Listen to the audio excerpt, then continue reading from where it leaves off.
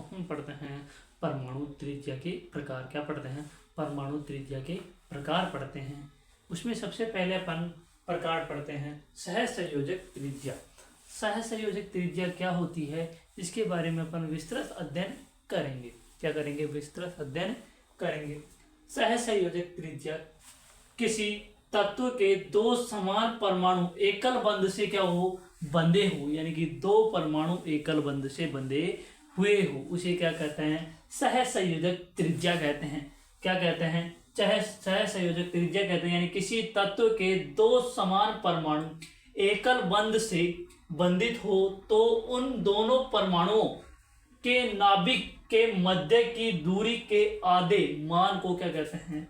सहसंयोजक त्रिज्या कहते हैं। यानी कि दो तत्व हैं, उनके दोनों तत्वों को किसके द्वारा जोड़ता है? एकल बंध के द्वारा जोड़ता है, और जो दोनों के बीच का मान होगा उसे क्या कहते हैं? सहसंयोजक त्रिज्या कहते हैं। इसके बाद आती है वान डेर वाल त्रिज्या। क्या आती है? वान डेर वाल त्रिज्या आती है। इसके बाद नंबर 2 पे तो ठोस अवस्था एक ही तत्व के दो अबंधित निकटवर्ती परमाणुओं के नाभिक के मध्य की दूरी के आधे मान को क्या कहते हैं?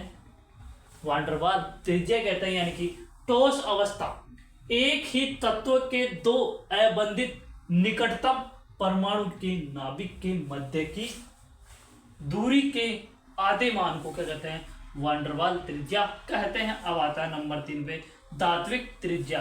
क्या आता है? धात्विक त्रिज्या। अब है धात्विक त्रिज्या के बारे में अपन अध्ययन करते हैं। तो धात्विक त्रिज्या क्या होती है, क्या नहीं होती, इनके बारे में अपन देखेंगे। तो देखो, धात्विक त्रिज्या धातु क्रिस्टल में दो निकटवर्ती क्या होंगे?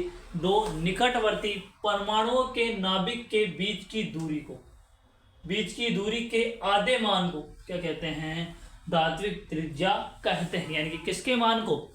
देखो, धातु क्रिस्टल में दो निकटवर्ती परमाणु के नाभिक के बीच की दूरी के आधी, यानी कि जो दोनों नाभिकों के बीच की दूरी है उसकी आधे मान को क्या कहते हैं? धात्विक त्रिज्या कहते हैं। यानी कि धात्विक त्रिज्या व्युत्क्रमानुपाती 1 धात्विक बंध के क्या होती है? व्युत्क्रमानुपाती होती है। अर्थात धात्विक त्रिज्या व्युत्क्रमानुपाती होती है 1 धात्विक बंध के। नोट, सबसे मेन इंपोर्टेंट लाइन क्या है नोट में? देखो, सबसे मेन इंपोर्टेंट लाइन क्या है? धात्विक त्रिज्या का मान वान डेर वाल त्रिज्या से कम, यानी कि वान डेर वाल त्रिज्या से तो क्या होगा? कम होगा, परंतु सहसंयोजक त्रिज्या से क्या होगा? अधिक होगा। अर्थात वान डेर वाल त्रिज्या, धात्विक त्रिज्या, सहसंयोजक त्रिज्या, यानी कि सबसे कम मान किसका होगा? सहसंयोजक त्रिज्या का होगा, उससे अधिक धात्विक त्रिज्या का होगा, और उससे अधिक वान डेर वाल त्रिज्या का होगा। तो अपन ने पढ़ा परमाणु त्रिज्या के प्रकार पढ़ा। सबसे पहले पढ़ा सहसंयोजक त्रिज्या, फिर उसके बाद बढ़ी वान डेर वाल त्रिज्या, नंबर 3 पे बढ़ी धात्विक त्रिज्या, और अब नंबर 4 पढ़ेंगे। इसको उतार।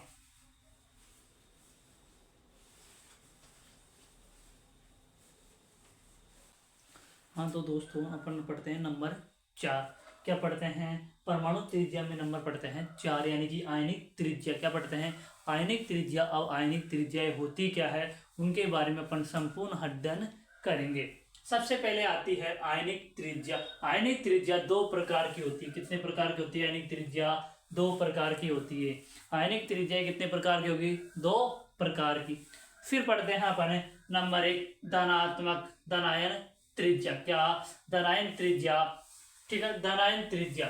धनायन की त्रिज्या उसके संगत उदासीन परमाणु से क्या होती है? छोटी होती है। यानी कि उसके उदासीन परमाणु से क्या होती है? छोटी होती है, क्योंकि प्रभावी नाभिकीय आवेश ZeFF के मान में क्या होती है? वृद्धि होती है। यानी कि जो किसके मान में? प्रभावी नाभिकीय आवेश के मान में क्या होती है? वृद्धि होती है। आगे अंतरा इलेक्ट्रॉनीय प्रतिकर्षण में क्या होती है? कमी आती है इनका। अंतरा इलेक्ट्रॉनीय में क्या आती है? प्रतिकर्षण में क्या आती है? कमी आती है। नंबर 3 बाह्य कोश समाप्त हो जाता है। जो इनका बाह्य कोश है वो क्या हो जाता है, समाप्त हो जाता है, यानी कि बाह्य कोश क्या हो जाता है, पूर्ण भरित कक्षक हो जाता है, यानी कि बाह्य कक्षक क्या हो गया, पूर्ण भरा हुआ कक्षक होता है। अब आता है ऋणायन त्रिज्या। ऋणायन त्रिज्या, अब ऋणायन त्रिज्या क्या होती है इसके बारे में अपन देखेंगे। ऋणायन त्रिज्या, ऋणायन की त्रिज्या उसके संगत उदासीन परमाणु से क्या होती है, हमेशा बड़ी होती है। जो उसका उदासीन परमाणु है उससे क्या होगी, हमेशा बड़ी होगी। अब है क्यों, क्योंकि परभावी नाभिकीय आवेश के मान में क्या होती है, कमी होती है। उसके नाभिकीय आवेश के मान में क्या होती है, कमी होती है। नंबर 2, अंतरा इलेक्ट्रॉनीय प्रतिकर्षण में क्या होती है, वृद्धि होती है। जो इसका अंतरा इलेक्ट्रॉनीय प्रतिकर्षण उसमें क्या होती है, वृद्धि होती है। नंबर 3, ऋणायन की त्रिज्या समानुपाती होती है किसके, ऋणायन पर उपस्थित आवेश की, यानी कि ऋणायन की त्रिज्या समानुपाती होती है ऋणायन पर उपस्थित आवेश के बराबर होती है, यानी कि उसके व्युत्क्रमाणु वस्तु क्या होती है, समानुपाती होती है। तो अपन ने पढ़ा आयनिक त्रिज्या के बारे में पढ़ा, तो इसको उतार लो, इसके बाद अपन आगे पढ़ेंगे।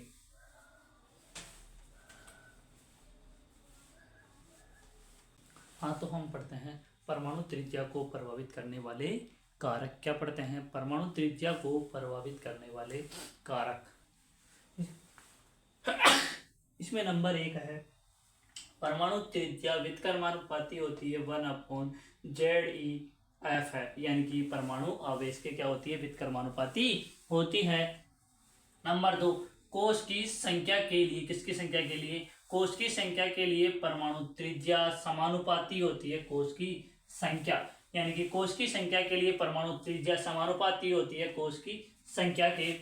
आता है नंबर 3, परिरक्षण प्रभाव या आवरणी प्रभाव। परिरक्षण प्रभाव या आवरणी प्रभाव, ये क्या होता है, आंतरिक कोश के, यानी कि आंतरिक कोश के इलेक्ट्रॉन पर नाभिक का आकर्षण, यानी कि इलेक्ट्रॉन, यानी कि आंतरिक कोश के लिए इलेक्ट्रॉन पर नाभिक का आकर्षण कम कर देते हैं। किस पर, नाभिक पर आकर्षण कम कर देते हैं, तथा आंतरिक इलेक्ट्रॉन द्वारा प्रदर्शित किया गया यह प्रभाव, किसके द्वारा, आंतरिक इलेक्ट्रॉन, किस पर, आंतरिक इलेक्ट्रॉन द्वारा प्रदर्शित किया गया यह प्रभाव, किसके द्वारा प्रदर्शित किया, आंतरिक इलेक्ट्रॉन के द्वारा प्रदर्शित किया जाता है, उसे परिरक्षण प्रभाव या आवरणी प्रभाव कहते हैं। ठीक है, अब है परिरक्षण प्रभाव समानुपाती होती है परमाणु त्रिज्या की।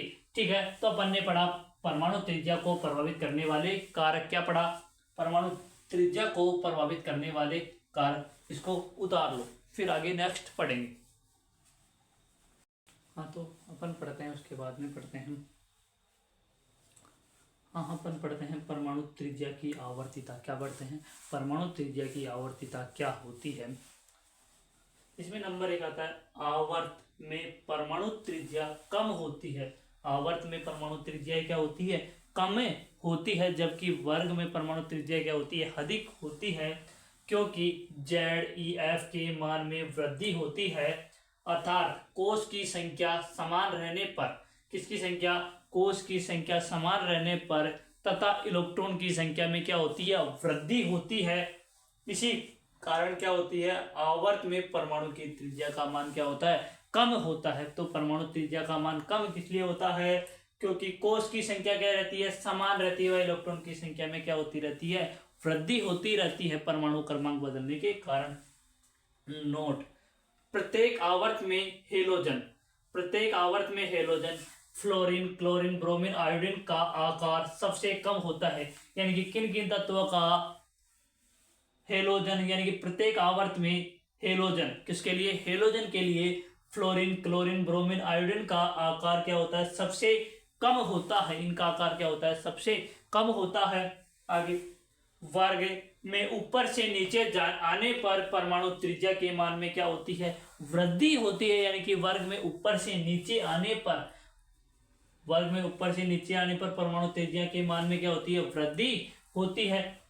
जैसे सबसे छोटा धनायन क्या है, हाइड्रोजन। सबसे छोटा ऋणायन भी क्या है, हाइड्रोजन आयन। सबसे बड़ा तत्व सीजियम, सबसे बड़ा तत्व क्या है, सीजियम है। सबसे बड़ा तत्व क्या है, सीजियम है। सबसे बड़ा धनायन, सबसे बड़ा धनायन भी क्या है, सीजियम प्लस है। क्या है, सीजियम धनायन। आगे है सबसे बड़ा ऋणायन आयोडीन। सबसे बड़ा ऋणायन क्या है, आयोडीन है। उसके बाद अपन पढ़ेंगे परमाणु त्रिज्या के अपवाद। क्या पढ़ेंगे, परमाणु त्रिज्या के अपवाद। तो इसको उतार लो, इसके बाद पढ़ते हैं अपन परमाणु त्रिज्या के अपवाद। हाँ तो दोस्तों अपन पढ़ते हैं परमाणु त्रिज्या को प्रभावित करने वाले कारक या अपवाद। परमाणु त्रिज्या के अपवाद क्या पढ़ते हैं अपन, परमाणु त्रिज्या के अपवाद। उसमें आता है उत्कर्ष गैस वर्ग 18 में उपस्थित तत्व की परमाणु त्रिज्या अधिक होती है। किसके कारण, वान डेर वाल त्रिज्या के कारण, यानी कि उत्कर्ष गैस में 18 वर्ग 18 में उपस्थित तत्व की परमाणु त्रिज्या क्या होती है, अधिक होती है। वो भी किसके कारण, वान डेर वाल त्रिज्या के कारण। आगे आता है एल्यूमिनियम तथा गैलियम के मान। किसके, एल्यूमिनियम तथा गैलियम के मान लगभग क्या होते हैं, बराबर होते हैं। इनके दोनों के मान क्या होते हैं, लगभग बराबर होते हैं। जैसे +18 नाभिकीय आवेश के कारण, किसके कारण, +18 नाभिकीय आवेश के कारण। उसके बाद है इंडियम तथा टेल्यूरियम।